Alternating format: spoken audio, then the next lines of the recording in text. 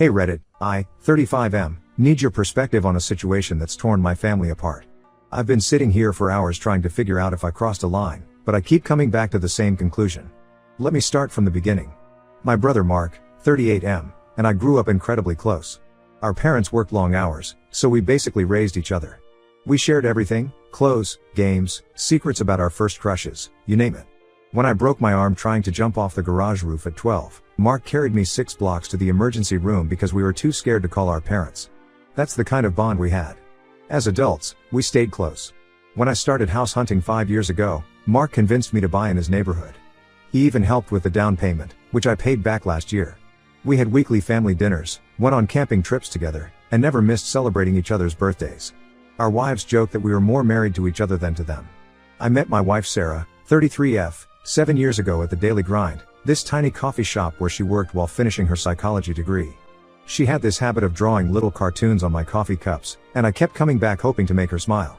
Mark was my wingman through the whole thing. He helped me plan elaborate date ideas and even practiced my proposal speech with me. Sarah and Mark's wife Rachel, 37F, clicked instantly. They both loved true crime podcasts and spent hours theorizing about cold cases.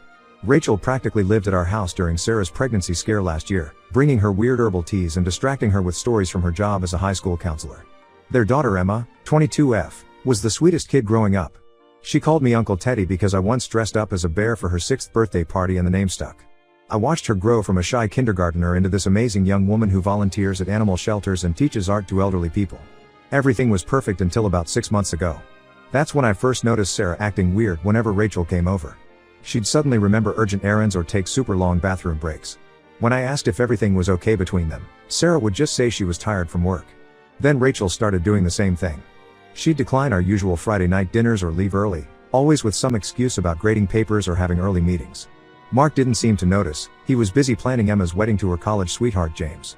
The truth came out on a random Tuesday. I came home early because a client canceled, and found Sarah sobbing in our bedroom. She could barely get the words out at first. Turns out she'd borrowed Rachel's phone to call her doctor since hers was dead, and a message from Mark popped up. Not just any message, an explicit one about their lunch break hookup. Sarah showed me the screenshots she'd taken. There were hundreds of messages going back at least 8 months. They'd been meeting at some motel off the highway during their lunch breaks. Mark had been lying about business trips to spend weekends with Rachel. They had inside jokes about fooling their spouses and talked about running away together once Emma's wedding was over. I felt like I was going to throw up. This was my brother, the guy who gave this big speech at my wedding about loyalty and family values. The same brother who organized a surprise anniversary party for Rachel just 3 months ago, standing there talking about their perfect marriage while secretly planning to leave her. I drove straight to Mark's office. His secretary tried to stop me, saying he was in a meeting, but I barged in anyway. He was actually on his phone, probably texting Rachel. When I showed him the screenshots, his face went white. He started rambling about how it wasn't what it looked like, then switched to begging me not to tell Rachel when he realized I had proof. Mark swore it was just a fling that got out of hand. He said he'd end things with Rachel immediately, that he just needed time to figure out how to handle it without hurting anyone.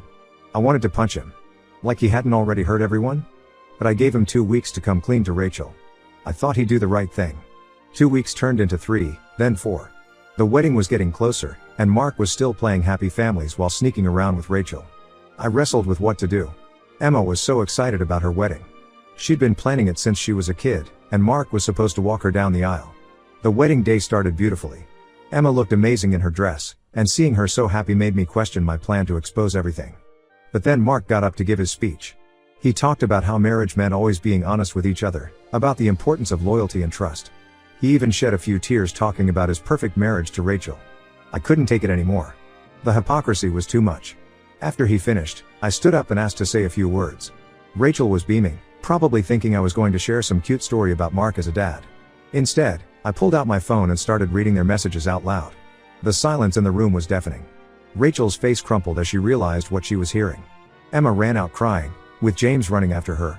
Mark tried to play it off as a joke at first, then lunged at me when I kept reading. It took 3 of our cousins to hold him back. Rachel just sat there, staring at nothing while everyone around her exploded into chaos. Sarah's friend tried to deny everything, claiming I was making it up because I was jealous of Mark's success. But Rachel had already seen the truth in Mark's face. The wedding reception ended right there. Half the guests left immediately, while the other half stuck around arguing about whether I was right to expose everything. Emma hasn't spoken to either of her parents since then. Rachel packed a bag and went to stay with her sister. Mark's been calling me non-stop, leaving increasingly threatening voicemails about how I've ruined his life. So Reddit, I need to know, Ida for choosing that moment to expose the affair? Should I have waited until after Emma's wedding? Everyone keeps saying there was a better way to handle it, but watching Mark stand there lying about marriage and loyalty, I just couldn't stay quiet anymore. Update 1: I didn't expect to be updating this so soon, but things have spiraled way beyond what I imagined. The day after Emma's wedding, Mark showed up at my house at 6 a.m., pounding on the door and screaming my name. I was already awake, who could sleep after everything that happened? Sarah called the police while I tried talking to him through the door. He was completely unhinged, yelling about how I'd destroyed his family and ruined Emma's special day. The police came and warned him about trespassing, but that was just the beginning. After that incident, he started sending threatening messages. Not just to me, but to Sarah too. He blamed her for taking the screenshots, saying she should have minded her own business. That's when I decided to install security cameras around our house. Turns out that was a smart move. 3 days after the wedding incident, Mark showed up again. This time, he was calmer, which honestly made him scarier. The cameras caught everything. He walked up to our front door, looked straight into the camera, and said he was going to make me pay for humiliating him. He talked about how he knew my routine, where I got coffee, which gym I used. The implications were clear. I sent the footage to Rachel's lawyer immediately. She'd already filed for divorce and was seeking a restraining order. The video of Mark threatening me helped her case significantly. The lawyer said Mark's behavior showed a pattern of intimidation that strengthened Rachel's position. But here's where things get even messier. Rachel called me yesterday, her voice shaking. She'd been going through their shared computer, trying to gather financial documents for the divorce. That's when she found a hidden email account. Mark hadn't just been cheating with Sarah's friend, he'd been having affairs with multiple women for years. The emails went back at least 5 years. There were messages to a woman from his gym, another from his office, and even one of Emma's former teachers. Each conversation followed the same pattern. He'd complain about his unhappy marriage, promise to leave Rachel, then ghost them when they got too demanding. Rachel forwarded everything to her lawyer. She was devastated but said she felt oddly relieved. She'd sometimes suspected something was off but always pushed those thoughts away. Mark was so good at playing the devoted husband that she'd convinced herself she was being paranoid. Emma finally broke her silence and called me. She'd been staying with her new husband's family, trying to process everything. She told me something that made my blood boil. Apparently, she'd been having doubts about getting married. Not because of James, he's a great guy. But she'd seen some things that made her question whether she could trust anyone enough for marriage. Mark had spent hours convincing her she was being paranoid.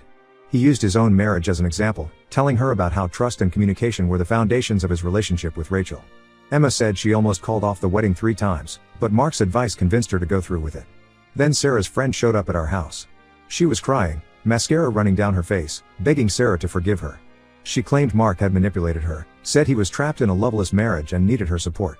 She even tried to paint herself as a victim, saying Mark had promised to leave Rachel dozens of times.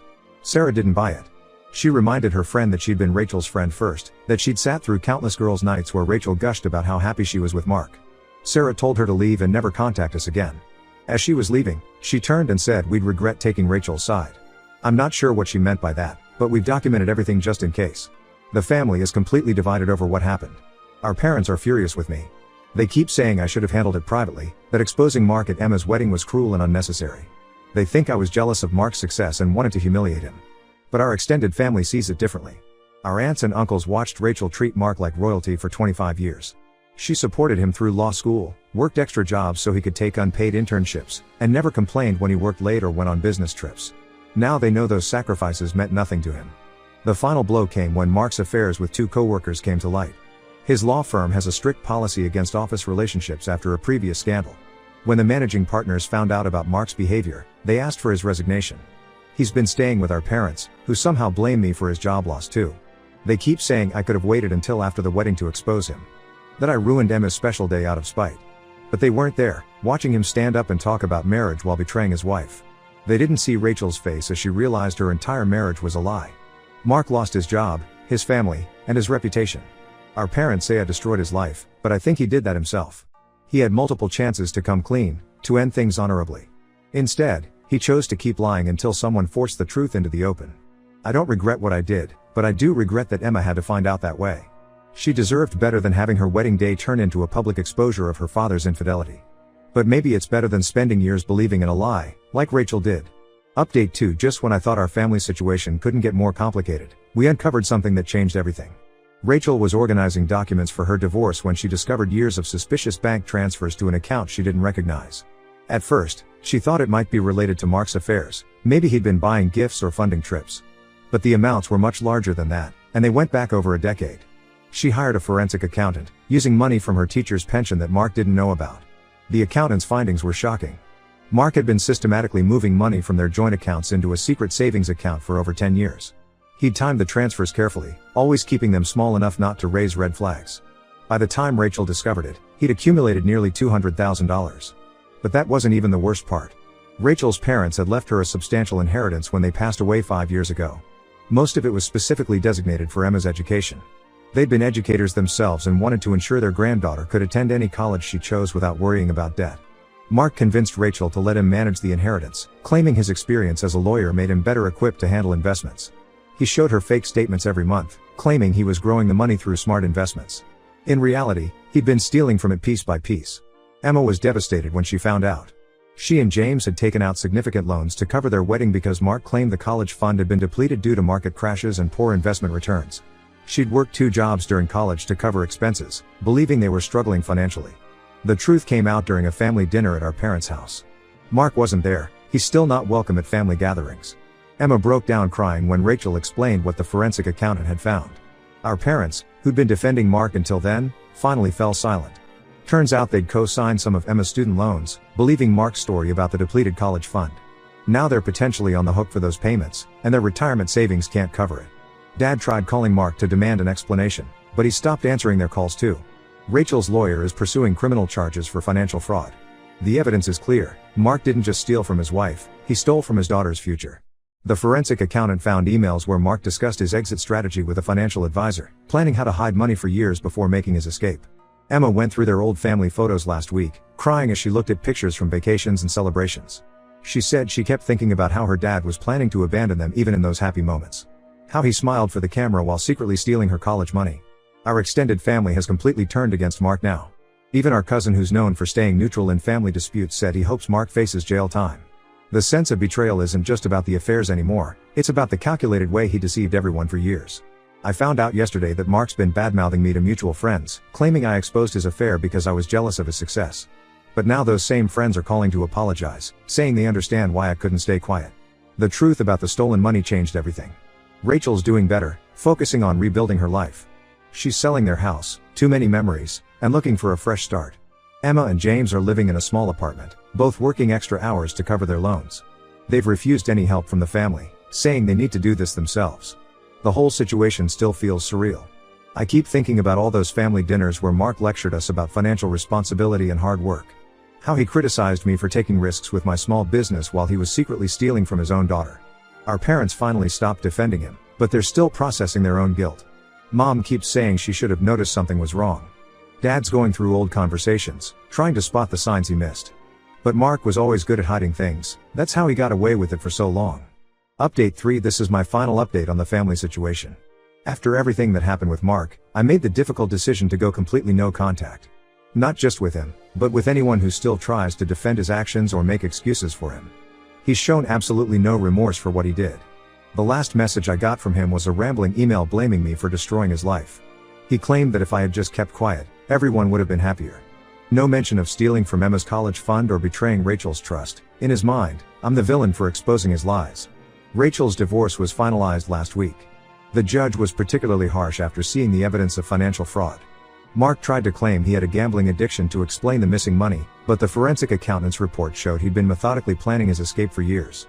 She got everything: the house, both cars, and a substantial settlement after the financial deception came to light. Mark's law license is currently under review by the State Bar Association. Turns out lying to your clients about their trust accounts is a big deal. Who knew? Rachel is selling the house. Too many painful memories, she says. She found an apartment closer to Emma's place and plans to move there next month. She's also started volunteering at a domestic violence shelter, helping other women rebuild their lives after leaving deceptive partners. Emma and James are doing better. They're focused on building their life together, and she started therapy to work through her trust issues. Last week, she told me that while she wishes the truth had come out differently, she's glad she knows who her father really is. It helps her understand why she always felt something was off in their family dynamic. Our parents are still struggling to accept everything. Mom tries to update me about Mark sometimes, how he's living in a small apartment, looking for work, trying to make amends. But when I ask if he's paid back any of the money he stole or apologized to Emma, she changes the subject. Sarah ended her friendship with Rachel. Not because she blames her for anything, but because there are too many painful memories attached. They tried meeting for coffee last month, but spent the whole time crying about how Mark had manipulated everyone.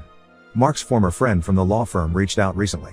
Apparently, Mark's been telling people that I fabricated everything because I was jealous of his success. When I showed him the forensic accountant's report, he was shocked. He's been warning other law firms in the area about Mark's behavior. As for me, I've lost a brother but gained clarity. Sometimes doing the right thing costs you relationships, but I sleep better knowing I didn't help hide his betrayal. Emma hugged me last week and thanked me for being the only adult who didn't lie to her. That meant more than any relationship with Mark. Our family gatherings are smaller now, but more genuine. No more pretending everything's perfect when it isn't. No more overlooking red flags to keep the peace. It's hard, but it's real. They say the truth sets you free, but they don't mention how much it hurts first. Still, watching Emma and Rachel rebuild their lives without Mark's lies hanging over them makes it worth it. Sometimes the hardest choices are the right ones. I don't plan to post any more updates. Our family is moving forward, focusing on healing rather than dwelling on Mark's betrayal. Thank you to everyone who supported us through this journey.